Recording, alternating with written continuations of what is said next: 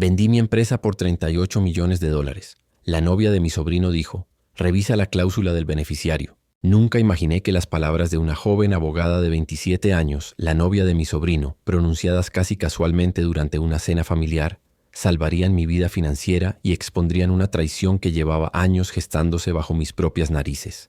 Me llamo Ricardo Mendoza. Tengo 52 años. Y esta es la historia de cómo estuve a punto de perder todo lo que había construido durante 3 décadas, y cómo la perspicacia de alguien a quien apenas conocía me salvó del desastre financiero más grande de mi vida. Todo comenzó un viernes de septiembre cuando finalmente firmé el acuerdo de venta de TechVerde Solutions, la empresa de tecnología limpia que había fundado hace 28 años desde mi garaje. $38 millones. La cifra era surreal. El tipo de número que veía en las noticias sobre otras personas, pero nunca imaginé aplicaría a mi propia vida. TechVerde había comenzado como un proyecto apasionado cuando tenía 24 años, recién graduado de ingeniería con más ambición que sentido común. La premisa era simple, pero en ese momento revolucionaria. Crear sistemas de gestión de energía para edificios comerciales que redujeran el consumo eléctrico hasta en un 40%. En 1995, cuando las preocupaciones ambientales apenas comenzaban a entrar en la conciencia corporativa, la idea parecía casi ridícula. Los primeros 10 años fueron brutales.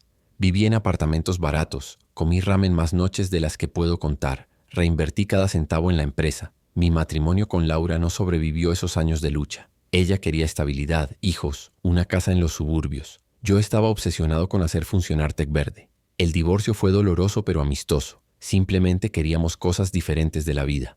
Pero eventualmente la persistencia rindió frutos. Los contratos comenzaron a llegar. Primero pequeños, luego cada vez más grandes. Para 2010, TechVerde era uno de los líderes en su campo. Para 2020, éramos la empresa de referencia para sistemas de eficiencia energética en Latinoamérica y expandiéndonos agresivamente en Estados Unidos. Y ahora, en 2023, una corporación multinacional llamada Global Energy Corp había ofrecido comprar la empresa por una suma que me dejaría financieramente independiente por el resto de mi vida. $38 millones. Después de impuestos, aún quedarían más de 20 millones. Más dinero del que podría gastar razonablemente. La decisión de vender no había sido fácil. TechVerde era mi bebé, mi legado, mi identidad en muchas formas. Pero a los 52 años estaba cansado. Cansado de las reuniones interminables, de las presiones de los inversionistas, de la responsabilidad por cientos de empleados. Quería viajar, tal vez escribir, finalmente tener tiempo para las cosas que había pospuesto durante décadas. Mi único familiar cercano era mi hermano mayor, Eduardo, quien había fallecido de cáncer 5 años antes. Dejó un hijo, mi sobrino Mateo, a quien había tratado de ser una figura paterna desde la muerte de Eduardo. Mateo tenía ahora 30 años. Trabajaba en marketing digital y recientemente se había comprometido con una mujer llamada Isabel Ramírez. Decidí celebrar la venta con una cena familiar íntima. Invité a Mateo e Isabel, a Laura, habíamos mantenido una amistad después del divorcio, y a algunos amigos cercanos. La cena sería el sábado por la noche en mi casa, un lugar espacioso en las afueras de la ciudad que había comprado hacía solo 3 años, cuando TechVerde comenzó a generar ganancias realmente sustanciales. El viernes, después de firmar todos los documentos finales en las oficinas de Global Energy Corp, regresé a casa sintiendo una mezcla extraña de euforia y melancolía. Mi abogado corporativo, Javier Soto, con quien había trabajado durante 15 años, me había guiado a través del proceso. Los documentos habían sido exhaustivos. Cientos de páginas detallando cada aspecto de la transacción. Ricardo, había dicho Javier mientras empaquetaba los documentos finales, esto es enorme. Has construido algo extraordinario y ahora recibes la recompensa que mereces. Disfrútalo. Yo había sentido firmando página tras página donde Javier indicaba, confiando completamente en su revisión. Después de 15 años trabajando juntos, Javier se había convertido en más que mi abogado. Era un amigo cercano, alguien en quien confiaba implícitamente. El sábado llegó con un clima perfecto. Contraté a un chef privado para preparar la cena. Compré el mejor vino, arreglé la casa con flores frescas. Quería que la noche fuera perfecta, una celebración apropiada del cierre de un capítulo y el comienzo de otro. Mateo e Isabel llegaron primero. Mi sobrino se veía genuinamente feliz por mí, abrazándome con fuerza. Tío Ricardo, esto es increíble. Todo tu trabajo finalmente reconocido. Isabel era la primera vez que la veía en persona, aunque Mateo había compartido fotos. Era una mujer joven, tal vez de 27 o 28 años, de estatura media con cabello oscuro, recogido en un moño profesional y ojos que transmitían una inteligencia aguda. Vestía de manera conservadora pero elegante, y cuando nos saludamos, su apretón de manos fue firme y directo. «Señor Mendoza», dijo con una sonrisa cortés, «Mateo ha hablado mucho sobre usted. Felicitaciones por la venta de su empresa». «Por favor, llámame Ricardo», respondí. «Y gracias. Mateo me ha contado que eres abogada. ¿En qué te especializas?» «Derecho corporativo y fusiones y adquisiciones», respondió.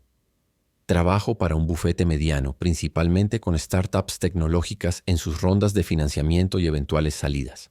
«Entonces entiendes este mundo», comenté. «Un poco», dijo modestamente, aunque noté un destello en sus ojos que sugería sabía mucho más que un poco. Los demás invitados fueron llegando. Laura, algunos colegas de Tecverde, amigos de universidad que habían estado conmigo desde los días de lucha. La cena transcurrió maravillosamente. El chef superó todas las expectativas, el vino fluyó y pasamos horas compartiendo historias y recuerdos. Fue después de la cena, cuando estábamos en la sala con copas de coñac, que sucedió el momento que cambiaría todo. Yo estaba contando la historia de la firma final, describiendo la montaña de documentos y el proceso exhaustivo. «Javier estuvo increíble», dije, refiriéndome a mi abogado. «Manejó cada detalle, me guió a través de todo. No podría haberlo hecho sin él». Isabel, que había estado escuchando calladamente desde el sofá junto a Mateo, de repente habló. «¿Revisaste personalmente la cláusula del beneficiario?» La pregunta me tomó por sorpresa. «¿La cláusula del beneficiario? ¿Te refieres a quien recibe el dinero?» «Pues sí, yo soy el único dueño de Tecverde, así que naturalmente el pago viene a mí». Algo cambió en la expresión de Isabel. Sus ojos se enfocaron con una intensidad que no había visto antes. «No me refiero al comprador y vendedor principal. Me refiero a las subcláusulas sobre distribución de fondos, estructuras de pago diferido, fideicomisarios designados para activos transicionales. En transacciones de este tamaño, especialmente con corporaciones multinacionales, a menudo hay capas complejas de estructuras de pago». Parpadeé, sintiéndome súbitamente fuera de mi profundidad. Honestamente, Javier manejó todos esos detalles técnicos. Revisé los números principales: 38 millones, calendario de pagos, condiciones de cierre. Pero las subcláusulas legales complejas, confié en su experiencia. Isabel intercambió una mirada con Mateo que no pude interpretar completamente. «¿Tienes copia del contrato aquí?»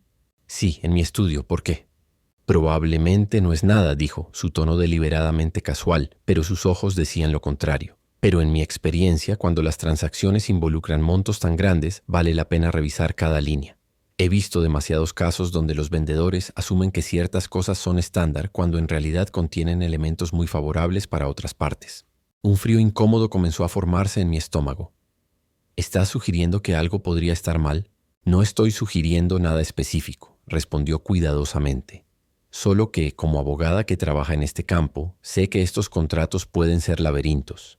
Y si no los revisas con ojo crítico, puedes perderte cosas importantes.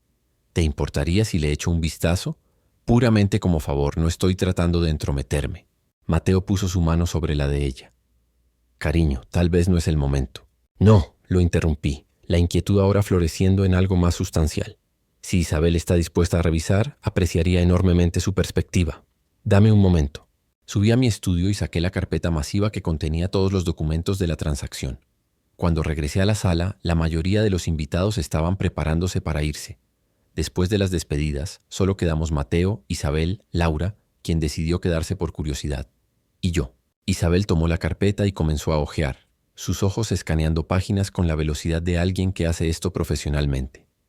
Pasaron 20 minutos, luego 30. Su expresión se volvía progresivamente más sombría. «Ricardo», dijo finalmente, su voz cuidadosamente controlada, «necesitas conseguir un abogado independiente para revisar esto. Mañana». Mi corazón comenzó a latir más rápido. «¿Qué encontraste?» Ella pasó varias páginas hasta llegar a una sección marcada como Anexo D, estructuras de distribución de fondos y fideicomisarios designados. Señaló varios párrafos de texto legal denso. «Aquí», dijo, «y aquí y aquí. Hay cláusulas que designan a un fideicomisario para gestionar el 75% de los fondos de la venta durante un periodo de 10 años. El fideicomisario tiene discreción completa sobre desembolsos durante ese periodo. sujeto solo a evaluaciones razonables de necesidad financiera del beneficiario. Los fondos restantes, el 25%, se liberan inmediatamente, pero incluso esos están sujetos a honorarios de estructuración del 15%. Las palabras eran como un idioma extranjero. ¿Qué significa eso en términos simples? Isabel me miró directamente. Significa que no recibes 38 millones de dólares. Recibes aproximadamente 8 millones inmediatamente, menos honorarios. Los otros 30 millones van a un fideicomiso controlado por un fideicomisario que tiene poder casi total sobre cómo y cuándo se te dispersan esos fondos durante la próxima década. El cuarto pareció inclinarse. Eso no puede ser correcto. Javier nunca habría... ¿Quién es el fideicomisario designado?, interrumpió Laura, su voz tensa. Isabel buscó en el documento. Sus ojos se ensancharon ligeramente. Javier Soto. El silencio que siguió fue absoluto. Sentí como si el piso se hubiera abierto bajo mis pies. Tiene que haber un error, susurré. Javier es mi amigo. Hemos trabajado juntos durante 15 años. ¿Te explicó estas cláusulas?, preguntó Isabel. Intenté recordar. Hubo menciones de estructuras de fideicomiso para optimización fiscal, algo sobre gestión de activos para protección legal. Javier dijo que era estándar para transacciones de este tamaño. ¿Es estándar?, Laura le preguntó a Isabel. No de esta manera, respondió Isabel enfáticamente. Los fideicomisos para optimización fiscal existen, sí, pero típicamente tienes acceso a tus propios fondos, con el fideicomiso simplemente gestionando aspectos técnicos de inversión y declaración de impuestos. Esto, señaló el documento, esto le da al fideicomisario control real sobre tu dinero. Mira esta sección. El fideicomisario determinará, a su sola discreción, qué constituye necesidad financiera razonable. Eso significa que Javier decide cuánto dinero recibes y cuándo. ¿Y qué pasa con el dinero mientras está en el fideicomiso?, preguntó Mateo. Isabel continuó leyendo, su expresión volviéndose más sombría. Los fondos se invierten y el fideicomisario recibe el 2% anual del total como honorarios de gestión, más el 20% de cualquier ganancia de inversión. Si los 30 millones permanecen en el fideicomiso durante 10 años, Javier gana automáticamente 6 millones en honorarios de gestión, más potencialmente millones más de las ganancias de inversión. La magnitud de la traición comenzó a hundirse. 6 millones de dólares, repetía aturdido. Javier estructura el trato para básicamente robarse 6 millones de dólares de mi venta. Al menos 6 millones, corrigió Isabel. Y eso asume que te desembolsa fondos generosamente durante esos 10 años. Si determina repetidamente que no tienes necesidad financiera razonable, podría retener la mayoría durante la década completa, ganando honorarios todo el tiempo. Laura se había puesto pálida. Ricardo, esto es robo. Es legal, dijo Isabel sombríamente. Técnicamente legal porque firmaste el acuerdo. Profundamente poco ético y probablemente violando sus deberes fiduciarios como tu abogado. Pero si firmaste conscientemente estos términos... Pero no firmé conscientemente, protesté. Confié en Javier para proteger mis intereses. Ese era literalmente su trabajo. Exactamente, dijo Isabel. Y ahí es donde potencialmente hay base legal para impugnar esto. Un abogado tiene deber fiduciario hacia su cliente. Estructurar un trato que lo beneficia masivamente a él a tu costa, sin divulgación completa y transparente, es una violación clara de ese deber. ¿Qué debo hacer?, pregunté sintiendo pánico elevarse. Primero, dijo Isabel con autoridad, no contactes a Javier hasta que tengamos un plan. Segundo, necesitas contratar un abogado de malpráctica legal inmediatamente. Alguien que no tenga conexión con Javier o su firma. Tercero, necesitamos determinar si la venta ya se cerró o si aún hay ventana para modificar términos. Se cerró ayer, dije débilmente. Los fondos se transfieren el lunes. Entonces tenemos aproximadamente 36 horas, dijo Isabel mirando su reloj. Esto es lo que vamos a hacer. Conozco a uno de los mejores abogados de malpráctica legal en la ciudad, Gabriela Ruiz. Trabajé con ella en un caso el año pasado. Es brillante y agresiva. Voy a llamarla ahora mismo, ver si puede reunirse contigo mañana por la mañana. Es sábado por la noche, señalé débilmente. Cuando el caso potencial involucra 30 millones de dólares, dijo Isabel secamente. Los abogados hacen excepciones. Sacó su teléfono y salió de la sala para hacer la llamada. Mateo se acercó y puso su mano en mi hombro. Tío Ricardo, vamos a solucionar esto. Laura también se levantó viniendo a sentarse a mi lado. Ricardo, ¿cómo pudiste no leer esos documentos? Eran cientos de páginas, dije defensivamente, aunque sabía que sonaba débil. Lenguaje legal denso. Confié en Javier. Se suponía que era su trabajo protegerme. Lo sé, dijo Laura más suavemente. Pero 38 millones de dólares, Ricardo. Deberías haber conseguido una segunda opinión. Tenía razón, por supuesto. En mi arrogancia y mi confianza ciega en Javier, había fallado en hacer la debida diligencia más básica. Había asumido que porque habíamos trabajado juntos durante 15 años, sus intereses estaban alineados con los míos. Nunca se me ocurrió que me traicionaría tan monumentalmente. Isabel regresó a la sala. Su expresión era de determinación. Gabriela puede verte mañana a las 10 de la mañana. Su oficina. Te voy a enviar la dirección. Lleva todos los documentos. El contrato de venta, cualquier correo electrónico o comunicación con Javier sobre la transacción, tu acuerdo original de retención con él. Todo. Gracias, Isabel, dije, sintiendo gratitud inmensa hacia esta mujer que apenas conocía. ¿Por qué estás haciendo todo esto? Ella sonrió ligeramente. Porque vi algo que me molestó y no puedo ignorar injusticias, especialmente las legales. Y porque Mateo ama a su tío y haría cualquier cosa para ayudarte. Eso me hace querer ayudarte también. Mateo la miró con tal adoración que sentí una punzada de algo. ¿Envidia? ¿Nostalgia por cuando Laura y yo nos mirábamos así? Tío, dijo Mateo, Isabel es la mejor. Te lo dije. Esa noche, después de que todos se fueron, me quedé despierto hasta las primeras horas, releyendo el contrato con nuevos ojos. Ahora que Isabel había señalado las cláusulas problemáticas, se destacaban como faros. ¿Cómo no las había visto? ¿Cómo había confiado tan ciegamente? Pero sabía la respuesta. Javier había sido mi abogado durante 15 años. Había estructurado mi primer contrato importante, me había guiado a través de rondas de financiamiento, había estado allí en cada hito importante de Tec Verde. Nos habíamos emborrachado juntos celebrando éxitos. Había conocido a sus hijos. Había asumido que nuestra relación era genuina, que le importaba tanto mi bienestar como sus honorarios legales. Claramente me había equivocado. El domingo por la mañana llegó demasiado rápido. Había dormido quizás 3 horas. Me duché, me vestí en mi mejor traje y conduje hacia el centro para mi reunión con Gabriela Ruiz.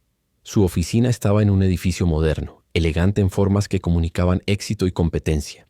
Gabriela misma era una mujer de unos 40 años, cabello corto y profesional, vestida con un traje sastre que gritaba autoridad. Nos estrechamos las manos y me guió a una sala de conferencias donde Isabel ya estaba esperando. Señor Mendoza, comenzó Gabriela sin preámbulos. Isabel me brifeó anoche. He revisado los documentos que envió por correo electrónico. Esto es malo, pero no irreparable. ¿Puedo salir de esto?, pregunté directamente. Potencialmente sí, dijo. Javier Soto violó sus deberes fiduciarios de múltiples maneras. Primero, creó un conflicto de interés masivo al nombrarse fideicomisario con compensación sustancial sin divulgación adecuada. Segundo, las cláusulas sobre su control de fondos son tan amplias que efectivamente le dan propiedad de tu dinero. Tercero, y esto es crítico, falló en aconsejarte adecuadamente sobre las implicaciones de estos términos. Entonces, ¿qué hacemos? Vamos a presentar una demanda de emergencia esta tarde, dijo Gabriela. Solicitaremos una orden judicial temporal para bloquear la transferencia de fondos al fideicomiso hasta que se resuelva el asunto. Argumentaremos malpráctica legal, conflicto de intereses y violación de deber fiduciario. También presentaremos quejas ante el Colegio de Abogados del Estado. ¿Qué tan probable es que tengamos éxito?, pregunté. Gabriela intercambió una mirada con Isabel antes de responder. Los hechos están fuertemente a tu favor. Javier claramente se aprovechó de tu confianza. Pero hay riesgos. Si un juez determina que tuviste oportunidad razonable de revisar el contrato y simplemente elegiste no hacerlo, podría ser considerado parcialmente culpable. ¿Parcialmente culpable de qué? De negligencia contributiva, explicó Isabel. Básicamente, el argumento sería que un empresario sofisticado vendiendo su compañía por 38 millones debería haber leído cuidadosamente cada página del contrato, o al menos conseguido una segunda opinión legal. Pero Javier era mi abogado, protesté. Se suponía que él era mi segunda opinión. Lo sé, dijo Gabriela, y ese es nuestro argumento central. Un abogado que crea un conflicto de intereses tan masivo y falla en divulgarlo ha violado tan fundamentalmente sus deberes que no puedes ser culpado por confiar en él. Pero necesitas prepararte para que la defensa de Javier probablemente argumente que eres un hombre de negocios experimentado que debería haber sido más diligente. Asentí lentamente procesando. ¿Qué necesitan de mí? Todo, dijo Gabriela. Cada correo electrónico, cada mensaje de texto, cada comunicación con Javier sobre esta transacción. Cualquier cosa que muestre lo que te dijo sobre estas cláusulas, cómo las explicó o no las explicó. También necesito una declaración detallada de ti describiendo todo el proceso de negociación y firma. Pasamos las siguientes 4 horas revisando todo. Abrí mi correo electrónico, mi teléfono, mis archivos. Gabriela e Isabel tomaban notas meticulosamente mientras yo reconstruía la cronología completa de la venta. Lo que emergió fue un patrón inquietante. En correos electrónicos y conversaciones sobre las cláusulas del fideicomiso, Javier consistentemente había sido vago, usando frases como estructuras estándar de optimización fiscal y protecciones de activos que todos usan. Nunca mencionó explícitamente que él sería el fideicomisario y nunca detalló claramente la compensación masiva que recibiría. «Esto es bueno para nosotros», dijo Gabriela mientras revisaba los correos. «Muestra un patrón de ocultamiento. No fue solo una omisión, fue activamente engañoso». A las 3 de la tarde, Gabriela había redactado una moción de emergencia para una orden judicial temporal. Isabel y yo la revisamos, hicimos algunos ajustes menores y luego Gabriela la presentó electrónicamente al tribunal. «¿Ahora qué?», pregunté. «Ahora esperamos», dijo Gabriela. «Un juez revisará esto esta noche o mañana temprano. Dada la urgencia, deberíamos tener respuesta antes de que los bancos abran el lunes». «¿Debería contactar a Javier?» «Absolutamente no», dijo Gabriela firmemente. «Nada de contacto. Si intenta comunicarse contigo, no respondas. Toda comunicación va a través de mí ahora». Regresé a casa sintiéndome simultáneamente aliviado de haber tomado acción y aterrorizado por lo que vendría. Mi teléfono, que había silenciado durante la reunión, mostró varias llamadas perdidas de Javier. También había dejado mensajes de voz. Contra el consejo de Gabriela, escuché los mensajes. El primero era casual. «Ricardo, solo verificando después de la celebración de anoche. Llámame cuando puedas». El segundo, unas horas después, era más urgente. «Ricardo, necesito hablar contigo sobre algo importante. Es sobre la transferencia de fondos del lunes. Por favor, llama». El tercero, dejado hacía solo 20 minutos, era diferente en tono. «Ricardo, sé que probablemente estás hablando con otros abogados. Necesitas entender que hay razones muy buenas para la estructura del fideicomiso. No hagas algo precipitado que puedas lamentar. Llámame. Podemos solucionar esto». Ese último mensaje lo confirmó. Javier sabía que había sido descubierto. Probablemente había visto la moción judicial o había sido contactado por Global Energy Corp preguntando sobre el retraso potencial. Guardé mi teléfono y me serví un whisky, mi mano temblando ligeramente. El hombre en quien había confiado durante 15 años me había traicionado monumentalmente y ahora estábamos en camino a una batalla legal que podría volverse fea. El domingo por la noche, Gabriela llamó. «Tenemos nuestra audiencia. Mañana a las 9 de la mañana. El juez quiere escuchar argumentos de ambos lados antes de decidir sobre la orden judicial». «¿Tan rápido?» $30 millones tienden a acelerar las cosas», dijo secamente. «Estate en mi oficina a las 7:30. Necesitamos prepararte para posible testimonio». Esa noche dormí aún menos que la anterior. Mi mente giraba con escenarios, preocupaciones, reproches. ¿Cómo había sido tan estúpido? ¿Cómo había confiado tan ciegamente? ¿Y qué pasaría si perdíamos en corte? ¿Estaría realmente atado a un fideicomiso controlado por Javier durante 10 años? El lunes por la mañana llegué a la oficina de Gabriela a las 7 en punto, demasiado nervioso para esperar hasta las 7:30. Isabel ya estaba allí, luciendo profesional en un traje oscuro. «¿No deberías estar en tu propio trabajo?», pregunté. «Llamé para reportarme enferma», dijo con una sonrisa pequeña. «Esto es más importante. Además, Mateo me mataría si no estuviera aquí apoyándote». Gabriela llegó minutos después cargando un maletín abultado y luciendo como alguien que había estado despierta a la mitad de la noche. «Bien», dijo sin preámbulo. «Hablemos de lo que puedes esperar». Me guió a través de los procedimientos de audiencia. El juez escucharía argumentos de apertura breves de ambos lados, posiblemente haría preguntas, luego decidiría si emitir la orden judicial temporal. Si la emitía, los fondos permanecerían bloqueados hasta que hubiera una audiencia completa sobre los méritos del caso, probablemente en varias semanas. «¿Javier estará allí?», pregunté. «Su abogado estará allí», corrigió Gabriela. «Javier ha contratado a Tomás Valverde, uno de los abogados de defensa legal más prominentes de la ciudad. Es bueno, pero no te preocupes. Tenemos los hechos de nuestro lado». A las 8:30 nos dirigimos al tribunal. Era un edificio imponente en el centro, todo mármol y autoridad arquitectónica. Pasamos por seguridad y subimos al 4º piso donde estaba el juzgado asignado. Javier ya estaba allí con su abogado. Fue la primera vez que lo veía desde la firma, y la transformación era notable.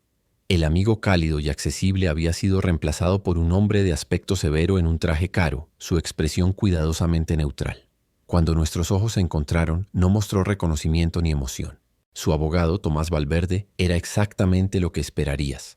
pelo plateado perfectamente peinado, traje que probablemente costaba más que el auto de la mayoría de la gente, un aire de autoridad que grita décadas de victorias en tribunales. «No hables con ellos», murmuró Gabriela mientras pasábamos hacia nuestros asientos. A las 9 en punto, el alguacil llamó. «Todos de pie», el honorable juez Patricia Delgado presidiendo.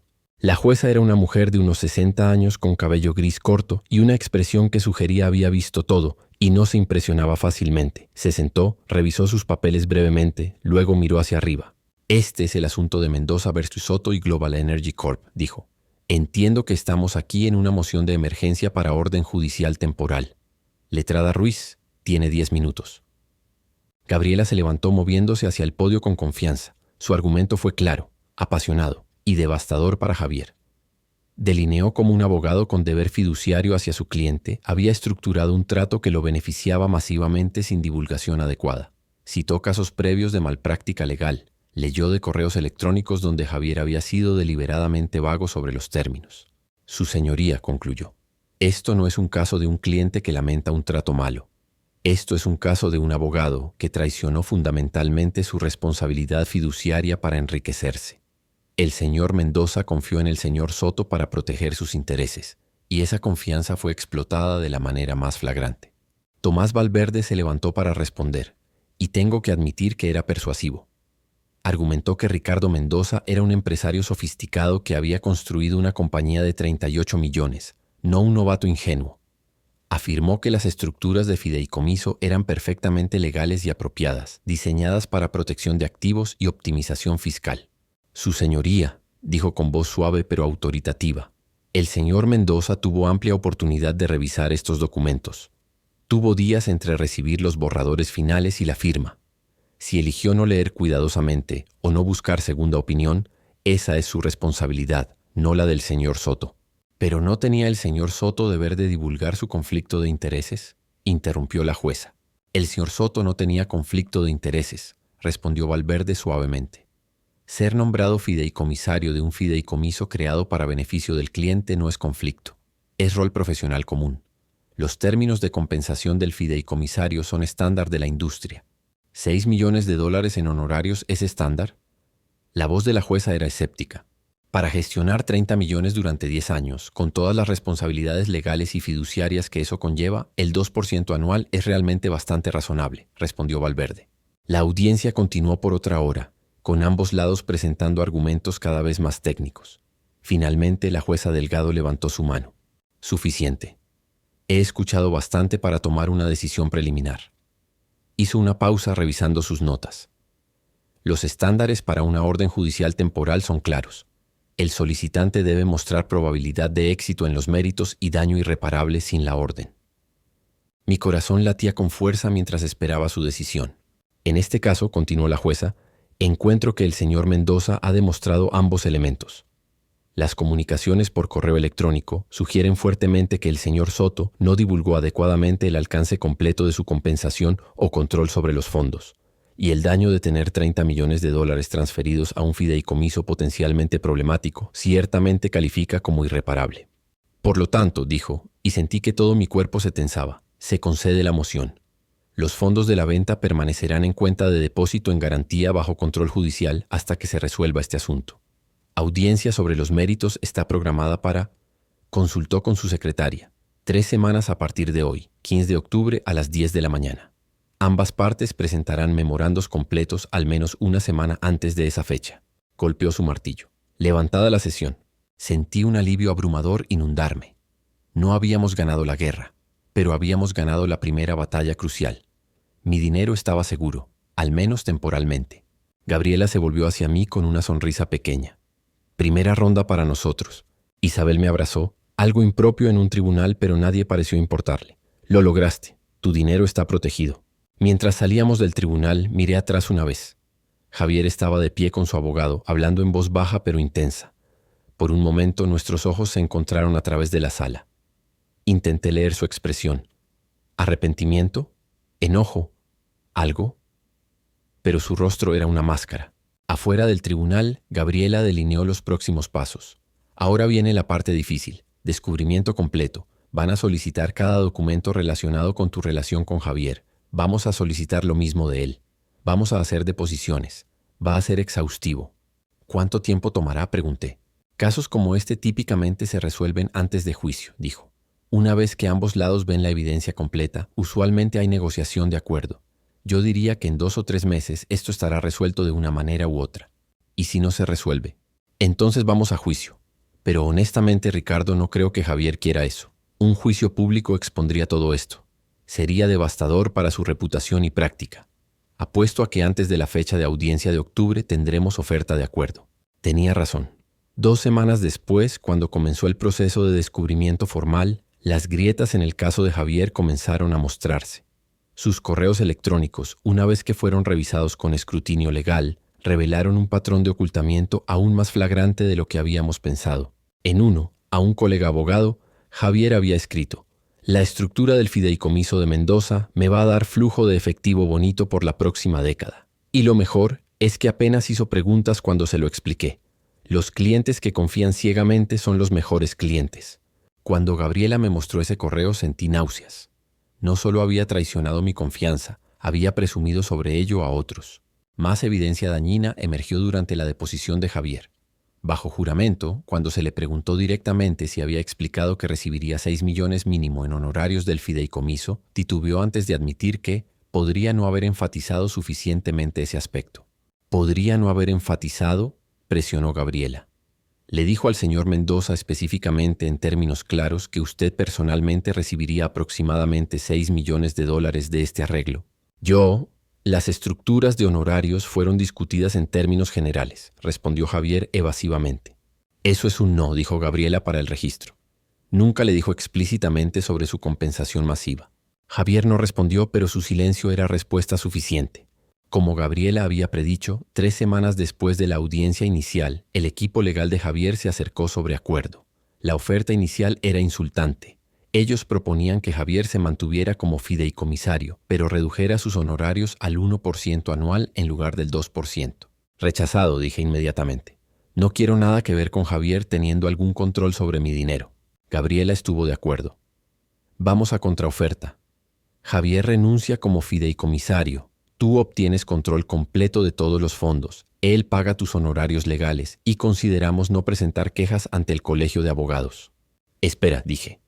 ¿Consideramos no presentar quejas? Debería enfrentar consecuencias profesionales por esto. Puede ser palanca de negociación, explicó Gabriela. Si realmente queremos resolver esto rápido, la amenaza de consecuencias profesionales puede motivar un acuerdo más generoso. Pero si prefieres priorizar consecuencias sobre recuperación financiera, podemos hacer eso también. Pensé en ello cuidadosamente. Parte de mí quería ver a Javier sufrir profesionalmente por lo que había hecho. Pero la parte más pragmática reconocía que mi prioridad principal era recuperar el control completo de mi dinero. Usémoslo como palanca por ahora, decidí, pero quiero la opción de proceder con quejas si el acuerdo no es satisfactorio.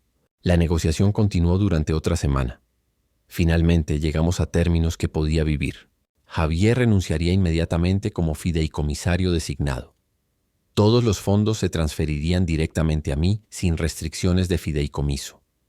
Javier pagaría $250,000 hacia mis honorarios legales, que en ese punto habían alcanzado casi 300,000.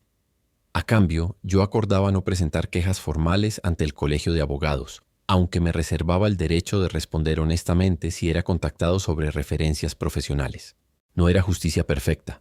Javier salía con su licencia legal intacta, aunque su reputación estaba seriamente dañada cuando la historia de nuestra disputa inevitablemente se filtró a través de círculos legales y de negocios, pero yo salía con mi dinero completo y control completo sobre él.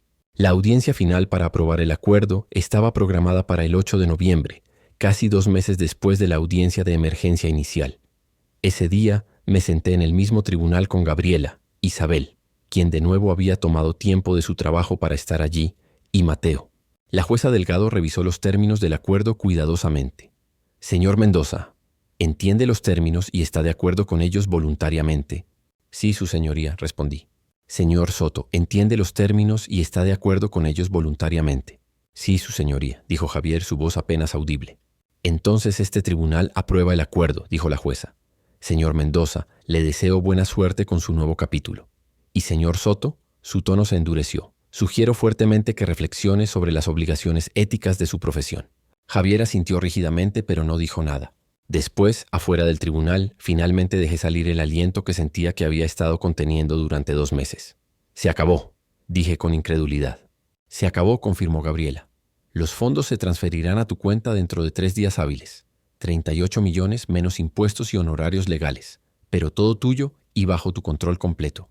Me volví hacia Isabel, quien había estado de pie calladamente con Mateo. Isabel, no sé cómo agradecerte.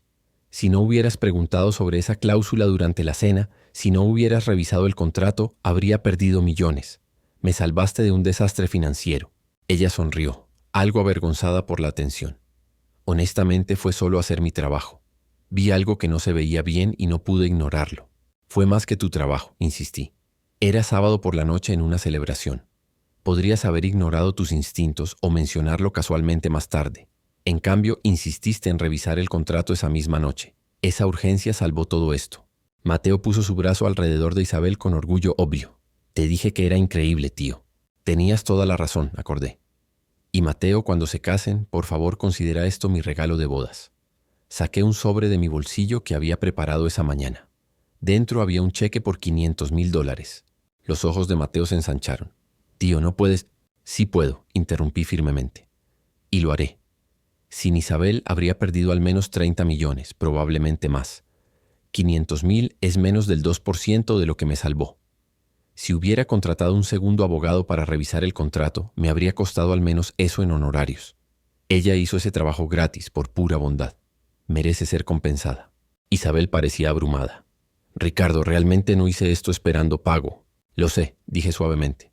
Por eso mereces esto aún más. Por favor, acéptalo. Úsenlo para su boda, un pago inicial en una casa, lo que quieran. Considérenlo un agradecimiento de un tío muy agradecido y aliviado. Después de algo de persuasión adicional, finalmente aceptaron el cheque. Gabriela, observando esta escena, sonrió. Lindo momento. Pero Ricardo, necesitamos hablar sobre próximos pasos. Ahora que tienes 30 y tantos millones, necesitas estructuración financiera apropiada, planificación patrimonial, estructuras de inversión, protección de activos, todo. ¿Puedes recomendar a alguien?, pregunté. Puedo, dijo, pero esta vez sugiero que consigas referencias de múltiples fuentes, te reúnas con al menos 3 asesores financieros diferentes y no confíes ciegamente en ninguno sin verificación independiente. Sus palabras eran un recordatorio gentil de la lección que había aprendido tan dolorosamente. La confianza ciega, incluso en profesionales de larga data, era peligrosa. La verificación, la segunda opinión, la diligencia debida, estas no eran señales de desconfianza, sino de prudencia sensata. En las semanas siguientes, seguí el consejo de Gabriela meticulosamente. Me reuní con 5 asesores financieros diferentes, comparé sus propuestas, verifiqué referencias, investigué antecedentes. Eventualmente seleccioné a una firma boutique con excelente reputación, pero mantuve supervisión activa sobre mis inversiones en formas que nunca había hecho con los asuntos legales de Tecverde. También me tomé tiempo para reflexionar sobre toda la experiencia. La traición de Javier había sido devastadora, no solo financieramente, sino emocionalmente. Alguien en quien había confiado durante 15 años, alguien a quien había considerado amigo, había estado dispuesto a robarme millones.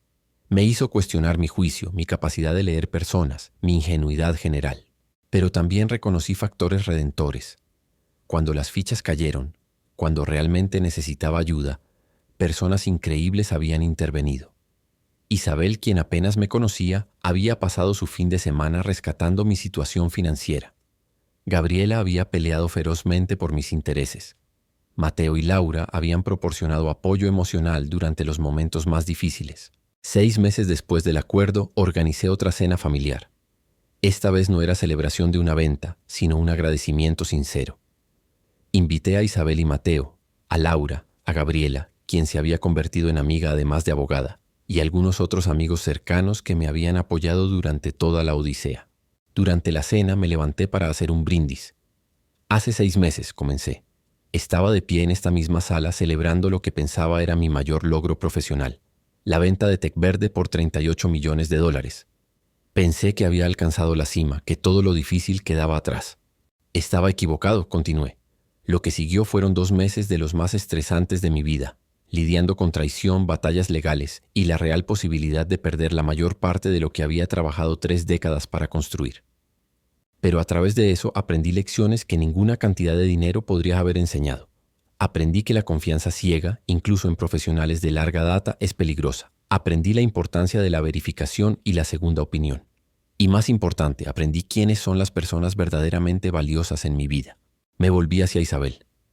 Isabel, eras prácticamente una extraña cuando te preguntaste sobre la cláusula del beneficiario. Podrías haber ignorado tus instintos. En cambio, insististe en revisar un contrato de cientos de páginas un sábado por la noche. Y luego pasaste tu domingo ayudando a coordinar mi rescate legal. Me salvaste de perder al menos 30 millones de dólares. No hay palabras adecuadas para agradecer eso. Gabriela, continué, peleaste por mí con ferocidad que excedió cualquier relación abogado-cliente normal. Te convertiste en mi defensora, mi guía y mi amiga. Y Mateo, dije mirando a mi sobrino, tu padre estaría tan orgulloso del hombre que te has convertido. Estuviste allí en cada paso, apoyo incondicional incluso cuando la situación se veía sombría.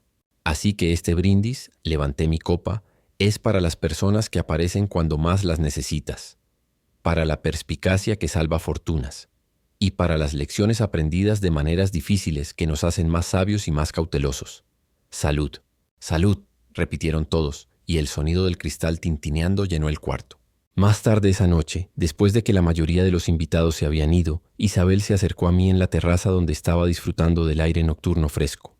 Ricardo, dijo, ¿puedo preguntar algo que me ha estado molestando? Por supuesto. ¿Por qué confiaste en Javier tan ciegamente? No estoy juzgando, genuinamente tengo curiosidad. Eres claramente un hombre de negocios inteligente. ¿Qué te hizo bajar tu guardia tan completamente? Era una buena pregunta. Una que me había hecho a mí mismo repetidamente. Creo, dije lentamente, que fue una combinación de cosas. 15 años de historia que me hizo sentir seguro. Fatiga de construir una empresa durante 3 décadas que me hizo querer delegar decisiones importantes. Y honestamente, algo de arrogancia. Pensé que era suficientemente listo para reconocer si algo estuviera mal, entonces cuando no vi banderas rojas asumí que no existían. Pero también, agregué, había un factor más fundamental. Quería creer que podía confiar en Javier. Quería creer que nuestra amistad significaba algo que me protegería. Es más cómodo asumir buenas intenciones que cuestionar constantemente los motivos de las personas. Pero ese confort casi te costó 30 millones, señaló Isabel. Sí, acordé. Y esa es la lección. A veces el confort es el enemigo de la prudencia. A veces necesitas ser incómodo, hacer preguntas difíciles, buscar segundas opiniones incluso cuando te hace sentir desconfiado o paranoico. Isabel asintió pensativamente. Es una línea difícil de caminar, entre confianza suficiente para funcionar en el mundo y escepticismo suficiente para protegerte. Exactamente, dije. Y nunca la caminaré perfectamente, pero ahora al menos estoy consciente de la línea existe. Nos quedamos en silencio por un momento, mirando las luces de la ciudad a lo lejos. Luego Isabel habló nuevamente. Para tu información, dijo, después de esto mi bufete me ofreció una promoción. Aparentemente la historia de mi descubrimiento del esquema de Javier circuló por círculos legales. Ahora tengo reputación de ser minuciosa y protectora de intereses de clientes. Eso es maravilloso, dije genuinamente. Lo mereces completamente. Gracias, sonrió. Y gracias por el regalo de bodas, aunque sigue siendo excesivamente generoso. Pero lo que realmente quería decir es, esta experiencia me recordó por qué entré en derecho, para proteger personas de exactamente este tipo de explotación. Así que gracias por recordarme mi propósito. Después de que Isabel se reunió con Mateo adentro, me quedé en la terraza un rato más, procesando todo lo que había pasado en los últimos 6 meses.